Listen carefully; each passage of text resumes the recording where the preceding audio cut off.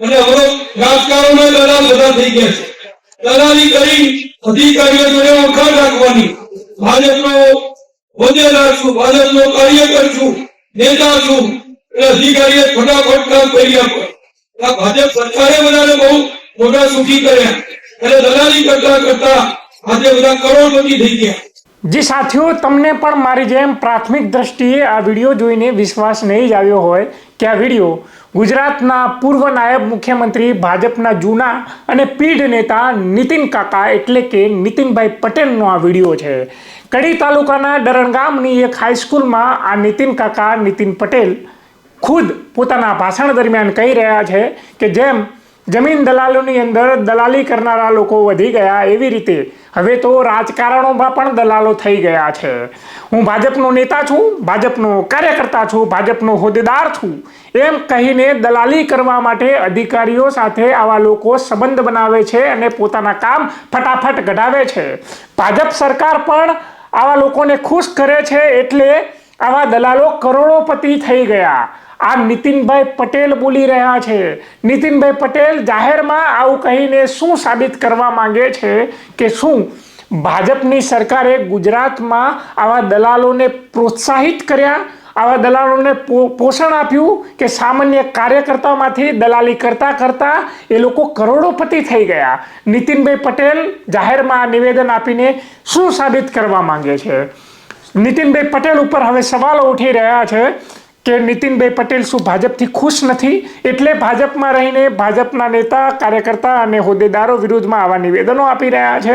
શું નીતિનભાઈ પટેલ એ ભાજપથી નારાજ છે? શું નીતિનભાઈ પટેલને ભાજપની શિસ્તમાં કોઈ ભરોસો નથી? ભાજપની શિસ્તમાં હવે નીતિનભાઈ પટેલ રહેવા નથી માંગતા? શું નીતિનભાઈ પટેલને મોદી અને અમિત શાહનો પણ ડર હવે રદ નથી રહ્યો? શું નીતિનભાઈ પટેલને ભાજપની અંદર કોઈ ગણના નથી થતી, એમની અવગણના થઈ રહી છે? જો આવું કંઈ જ નથી તો શા માટે નીતિનભાઈ પટેલ ભાજપમાં રહીને ભાજપની વિરુદ્ધમાં આવો બળાપો જાહેરમાં કાઢી રહ્યા છે? કારણ એનું બીજું એ પણ હોઈ શકે કે ગુજરાતમાં આ નીતિનભાઈ પટેલ એક સમયે નાયબ મુખ્યમંત્રી હતા અને અત્યારે આ નીતિનભાઈ પટેલને ભાજપમાં કોરાણે મુકાઈ દેવામાં આવ્યા.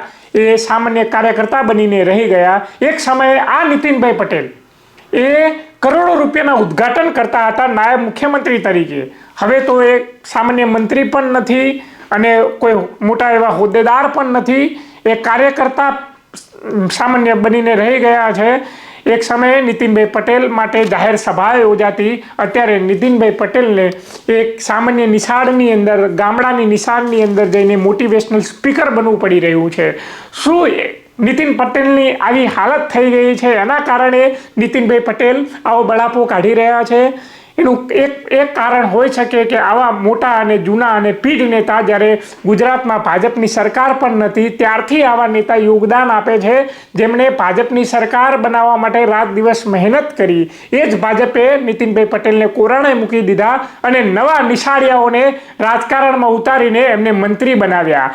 જે ગુજરાતના અત્યારે મુખ્યમંત્રી છે મૃદુ અને મક્કમ, એમને તો ખબર જ નથી કે હું મુખ્યમંત્રી બનવાનો હતો અને અચાનક એમને ઉપરથી ઓર્ડર આવ્યો અને એમને મુખ્યમંત્રીની ખુરશી ઉપર બેસવું પડ્યું ને નીતિનભાઈ પટેલને ઢીલા મોઢે થઈને ગુજરાતની રાજનીતિમાંથી સાવ અત્યારે તો આમ જાહેરમાં સંન્યાસ નથી લીધો પણ સંન્યાસ લેવા બરાબર જ એમની ભૂમિકા અત્યારે થઈ ગઈ છે. એટલે નીતિનભાઈ પટેલ સાથે બેસિકલી એવું થયું કે નીતિનભાઈ પટેલ એ પ્રગતિ તરફ નહીં, હવે નીતિનભાઈ પટેલ અધોગતિ તરફ આવ્યા કદાચ, એટલે આ બળાપો કાઢી રહ્યા છે.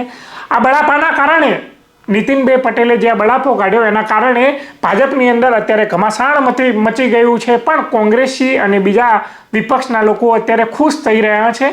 કોંગ્રેસે પણ આ મુદ્દે નિવેદન આપ્યું છે. સાંભળીએ પહેલા નીતિનભાઈ પટેલનો આ વિડીયો અને કોંગ્રેસનો એ બાદનો વિડીયો. સમાજ માટે, શિક્ષણ માટે આપવાનું છે એ બધા આપત છે. આ બધું હવે એને મહેનત કરીને આપવું પડતું હતું.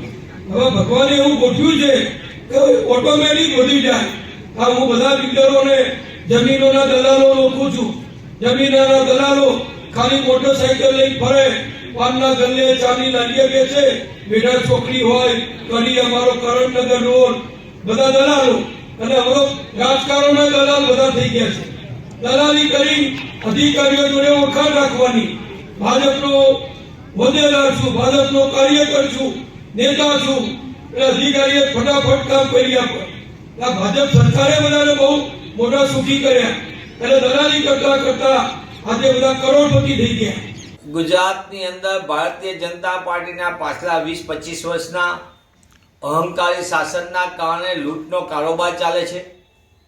ભાજપનો ખેસ નાખો ને લૂંટના લાયસન્સ લઈ જાઓ તેવી નીતિના કારણે ભાજપા પોતે મોટી પાર્ટી બનવા માટે જે હથકંડા અપનાવ્યા અને એના કારણે જે રીતે ગુજરાતમાં જાતિનું પ્રમાણપત્ર હોય, આવકનું પ્રમાણપત્ર હોય કે અન્ય કોઈ પણ ખેડૂતનો દાખલો હોય, તમામમાં ભ્રષ્ટાચારને શિષ્ટાચાર બનાવીને ભારતીય જનતા પાર્ટીએ તમામ વિભાગોમાં એજન્ટ પ્રથા દાખલ કરી દીધી. બાકી મોટા ભાગે ગુજરાતમાં કાંડ અને કૌભાંડ, ભાજપનો ખેસ એટલે એને લૂંટવાનો પડવાનો. આપણે નકલી પીએમઓ અને સીએમઓ અધિકારીઓ જોયા ભાજપ સાથે સીધી સાંઠગાંઠ ધરાવતા હોય એવા અનેક નકલીઓના કારોબારે ગુજરાતને લૂંટી રહ્યા હતા. સાથોસાથ ગુજરાતની અંદર ખનીજ ચોરી, માટી ચોરી સહિત કિંમતી ખનીજની ચોરીના લૂંટના લાયસન્સ એ કાર્ગો સેલ હોય સુરેન્દ્રનગર જિલ્લામાં કે સમગ્ર ગુજરાતમાં રેતી ચોરી, માટી ચોરી સહિતના કિંમતી ખનીજોની વાત હોય, એ લૂંટના લાયસન્સ ભારતીય જનતા પાર્ટીના ખેસ ધારકોએ કઈ રીતે લૂંટી રહ્યા છે ગુજરાતને, એના પણ અનેક કિસ્સાઓ આપણી સામે આવ્યા. ત્યારે માનનીય નાયબ મુખ્યમંત્રી રહી ચૂકેલા નીતિનભાઈ પટેલે જે વ્યથા અને ભાજપાને આ ભ્રષ્ટાચારની કથા જે લોકો સમક્ષ ખોલી મૂકી એ સર્વાંગીપણે સત્ય છે. એટલા માટે કે ગામથી લઈને ગાંધીનગર અને શહેરથી લઈને સચિવાલય સુધી જે લૂંટના લાયસન્સ ચાલે છે, એટલે કે તમે ભાજપનો ખેસ પહેરો, નીચે લૂંટફાટ ચલાવો અને એમાંથી અમુક ટકા પૈસા કમલમમાં જમા કરાવો અને કાંડ અને કૌભાંડના કારણે કમલમમાં કરોડો રૂપિયા જમા થાય. આ લૂંટના કોથળા ભરીને કાળા નાણાં જે આવે છે એમાંથી ભારતીય જનતા પાર્ટી પોતાના તમામ મનસૂબા સત્તા મેળવવા, સત્તા ટકાવવા અને સત્તામાં કોઈને પાડી દેવા માટે ઉપયોગ કરે છે. એ ગુજરાતે સારી રીતે જોયું છે.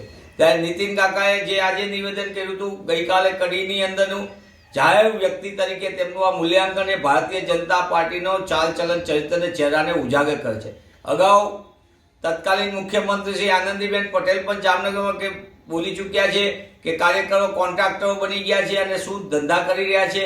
એ જ રીતે આ વાત ફરી એક વખત વરિષ્ઠ નેતા તરીકે જાહેર જીવનના વ્યક્તિ તરીકે કીધી છે. ત્યારે ગાંધી સરદારના ગુજરાત માટે ભારતીય જનતા પાર્ટીના ભ્રષ્ટાચારની લૂંટના કારણે ગુજરાતની નામોશી થાય છે. ગુજરાત અને ગુજરાતીઓ લૂંટાઈ રહ્યા છે. ભારતીય જનતા પાર્ટીના નેતાઓ લાજવાન બદલે ગાજવાનું કામ કરે છે. ભૂપેન્દ્રસિંહ બીજેપીનું કૌભાંડ, ભારતીય જનતા પાર્ટીનો ખેસ, સટ્ટાકાંડ, બેટિંગનું કાંડ, ઓલામાં કેસ ભાજપનો ખેસ પહેરીને કરવાનું, ડ્રગ્સ અને દારૂના હેરાફેરી ભાજપનો ખેસ પહેરીને ગાડીની આગળ લગાડી દેવાનું પાયલોટિંગ માટે. આવા અનેક કિસ્સાઓની સાથે સાથે સુરેન્દ્રનગર જિલ્લાની અંદર કાર્ગો સેલનો મોટા પાયે ભ્રષ્ટાચાર, તો પણ એમાં કોણ? ભાજપાના ચૂંટાયેલા પ્રતિનિધિઓના પરિવાર, સીધા ગળામાં ખેસ ભાજપાનો. અને એ રીતે જ ગુજરાતની અંદર તમામ પ્રકારના ગોરખ ધંધા, કાંડ ને કૌભાંડમાં પ્રત્યક્ષ અને પરોક્ષ રીતે ભાજપાના નેતાઓ ગળામાં ખેસ પહેરીને લૂંટનો કારોબાર ચલાવે, સહકારી ક્ષેત્ર હોય કે સરકારી ક્ષેત્ર હોય. ત્યારે હું આપના માધ્યમથી સરકારને પૂછવા માંગુ છું કે હવે તો નીતિનભાઈ પટેલ બોલ્યા છે, ભાજપાના ભ્રષ્ટાચારી ચહેરાને ઉજાગર કરતું નીતિનભાઈના નિવેદનથી સરકાર કાંઈ શીખ લેવા માંગે છે? ગુજરાત અને ગુજરાતીઓને કાંઈ રાહત આપવા માંગે છે? આનો જવાબ પણ ભાજપાના નેતાઓએ આપવો પડશે. કારણ કે આ ગુજરાત અને ગુજરાતીઓના લૂંટના લાયસન્સના કારણે જે રીતે પરિસ્થિતિ નિર્માણ થયું છે તેમાં સામાન્ય નાગરિક, મધ્યમ વર્ગનો નાગરિક ગુજરાતનો લૂંટાઈ રહ્યો છે અને ભાજપાના નેતાઓ પહેલવાન થઈને, મદમસ્ત થઈને કરોડો રૂપિયાના બેંક બેલેન્સ બનાવી રહ્યા છે.